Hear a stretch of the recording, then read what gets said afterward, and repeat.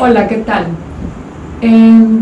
La noticia de recibir o de tener un hijo con discapacidad tiene un impacto muy fuerte.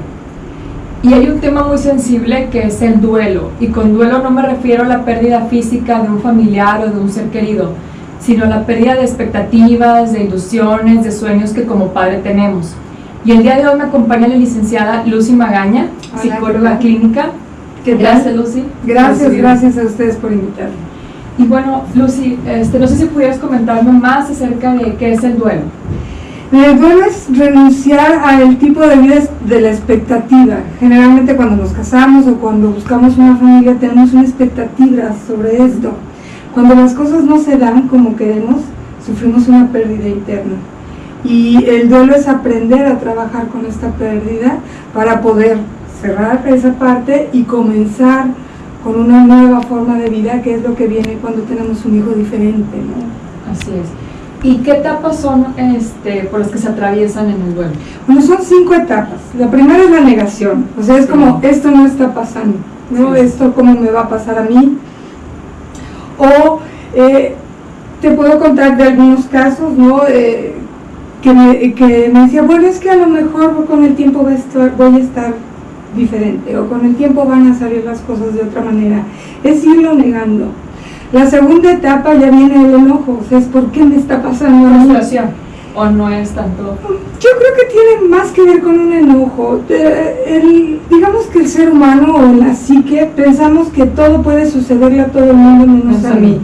Y además tenemos como una pequeña fantasía de que si me porto bien no tendría por qué a mí pasarme algo de este estilo, que realmente es parte de la vida, ¿sabes?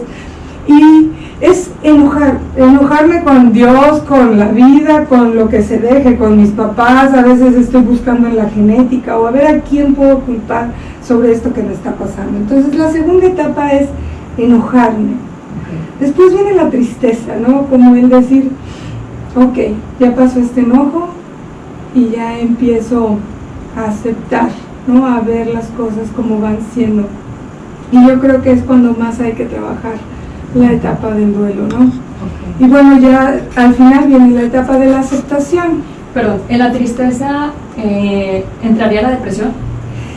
¿O no necesariamente tiene que entrar una depresión. Yo siempre he dicho que la depresión es como una gripa mal cuidada, ¿verdad? Cuando estamos teniendo una tristeza, si no cuidamos y si creemos que va a pasar con el tiempo, o si pensamos que yo solo puedo superar esta situación, realmente me voy a ir yendo más a una depresión. Y se puede hacer tan profunda que se puede hacer clínica, y eso sí ya es muy peligroso. Lo importante es que si empiezo a sentir esta tristeza, o si empiezo a tener ideas de qué voy a hacer con esto, si empiezo a tratarlo, a buscar ayuda, a buscar con un profesional, con personas que ya hayan pasado por una situación similar, puedo salir de esto y empezar a aceptarlo. En la aceptación viene la paz y viene la tranquilidad, y además empieza la claridad para poder trabajar en lo que estoy haciendo. La aceptación es como la resiliencia, que ahora últimamente se ha mencionado mucho este término. Resiliencia es salir adelante de las cosas. A pesar de la situación, es como ver las cosas positivamente, honestamente. La resiliencia tiene mucho que ver con fuerza de voluntad, con lucha, ¿sí me explico? Es cuando estoy pasando por una situación, me levanto y salgo adelante. La aceptación es más ver las cosas sin juicio. Como que ahí está. Entenderlo, ni es resignación tampoco, o sea, mucha gente lo toma desde un sentido, pues ya que otra nos queda, ¿no? No, aceptar las cosas implica no ponerles un juicio, es decir, esto es lo que me está tocando vivir y qué voy a hacer con lo que me está tocando vivir. ¿Todas las familias crees que deberían de pasar por esa etapa, o a lo mejor ni nos damos cuenta y de repente llegan las etapas en diferentes Fíjate que no todas momentos, las familias ¿no? pasan por las 5 etapas. Hay personas que pueden saltarse del enojo a la aceptación. Cada persona, cada familia tiene que ver también con la cultura con la que llevaron, la forma en la que crecieron. La dinámica familiar. La dinámica familiar, el apoyo que están teniendo, qué tanta apertura hay. Si no es necesario llegar por las 5 etapas. Te puedo contar que tuve una pacientita que tenía una chiquita con síndrome de Down. Además ella era muy chica, ella tenía 21 años. Y estaba muy enojada, además porque la hermana de su esposo había tenido síndrome de Down, ya había fallecido muy joven. Entonces su suegra veía a la niña como si fuera... Sí. Entonces tenía que superar como muchos enojos, el enojo de que ella era su primogénita y que además su suegra veía a la niña como si fuera su tía, ¿no? Y pasó del enojo a una aceptación y un amor pleno. Yo creo que la mejor etapa es cuando empezamos a ver las cosas ya con amor, de una manera diferente. Exacto. ¿Te ha tocado algún caso de alguna paciente que haya en consulta recibido familiares que vengan a hablar exclusivamente de cómo llevar a cabo la discapacidad de su hijo, cómo afrontarlo? No me ha tocado de esa forma en específico, porque generalmente vienen como me siento triste, ¿no? O no he podido dormir bien, o tengo mucha ansiedad, pero cuando empezamos a escarbar un poquito más, te das cuenta que sí tiene que ver con eso, con esta, no solo la aceptación mía, sino también aceptar a los demás como me ven a mí. ¿Sí me explico? Es, finalmente hay que ver que sí es una forma diferente, ¿no? Como ven a los niños. Me tocó un caso, por ejemplo, que estaba muy molesta con los niños de las escuelas, por ejemplo. Está la inclusión, ahorita está mucho, es un niño con Asperger, y querían que entrar en inclusión en la escuela, lo llevaron a una escuela que está con inclusión, pero no está preparada para tener la inclusión. A los maestros también se les debe de educar para dar inclusión, y no se les educa, sino simplemente llaman a la maestra sombra, llega la maestra sombra y se topa con que nadie está preparado con esto. Entonces ella estaba muy enojada con todo lo que estaba sucediendo afuera, pero lo que estaba viviendo era un problema dentro de su casa. Ya cuando empezamos a ver que tenía que ver más con todo su entorno y cómo debía de adaptarse y cómo tenía que verse ella misma, tenía que trabajar más como el interior. Claro, pero llegó más bien buscando como un problema en su casa, y cuando empezamos a ver, era como toda esta rabia y esa impotencia que tenía por la situación que estaba viviendo en el entorno con la escuela de su hijo. Y también tienen que ver, en el caso de la discapacidad, o que es la dinámica familiar, pero también los hermanos, de pronto se ven afectados. O sea, claro, se ven muy afectados, porque... Pero también tienen que pasar por esa etapa del duelo, ¿o no necesariamente?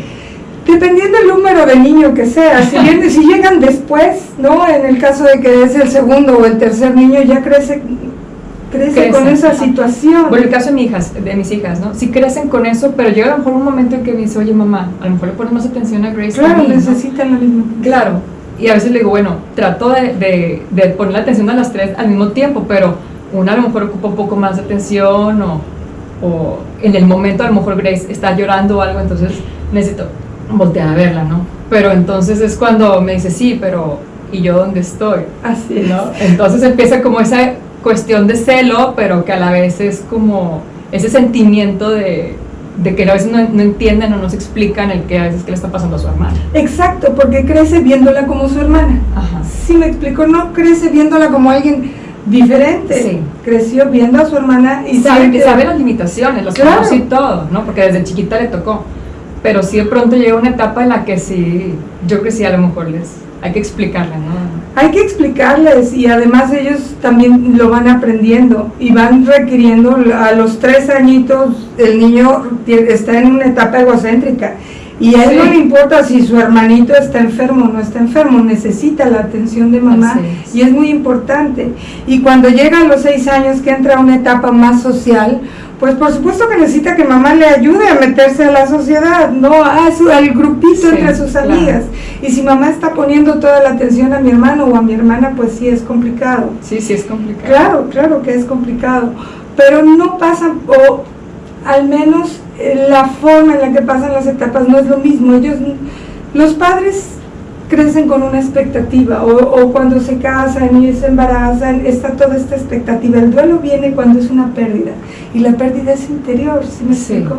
La pérdida, a las ilusiones, a la fantasía de que la maternidad tenía que ser como debe de ser, bonita, y que el niño nazca bien y todo. Entonces es algo que no te esperas, ¿no? Que el momento en que nace tiene alguna discapacidad, o incluso hay quienes lo viven desde la maternidad, ¿no? Que a veces les dice, sabes que el niño viene mal, no sé, y ya desde ahí a lo mejor viniera también el proceso del duelo. Exacto, y el hermano no está perdiendo nada. No está perdiendo nada. Simplemente está demandando la atención que necesita.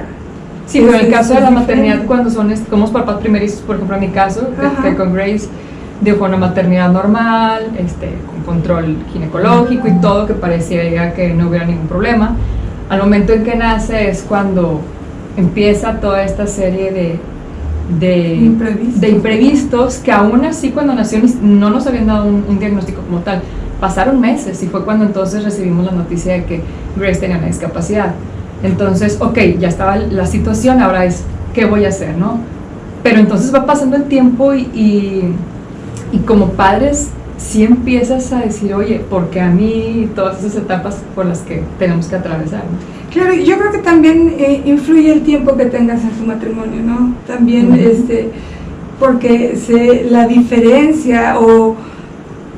Ya el matrimonio no es igual, ya también vas a dedicar más tiempo, ya no hay tanta tolerancia, ya no hay tanta atención también a tu esposo, hay que estar saliendo más, las visitas al doctor, cambia la dinámica completamente, así ¿no? Es, exacto. Sí, y sí tiene mucho que ver el tiempo. Claro. Pero bueno, digo, cualquier cosa siempre es necesaria, cuando hay que platicarlo o algo, acudir con un especialista, ¿verdad? Para poder desahogarnos, porque creo que es necesario también sacar todas esas emociones para poder trabajar, y porque si uno no está bien, la familia no, el entorno tampoco no va a estar bien. Claro, mamá le da es la guía emocional de la familia, ¿no? Exacto. Y sí es importante que esté muy bien. Claro que papá también, pero las mujeres somos más emocionales. Y lo que más le damos es esta guía emocional a nuestros hijos. Entonces es muy importante que pidan ayuda. Nadie estamos preparados para eso. Y es muy lindo cuando no nos juzgamos, cuando aprendemos a vivir con amor y a darle amor a nuestra familia y a irlo pasando.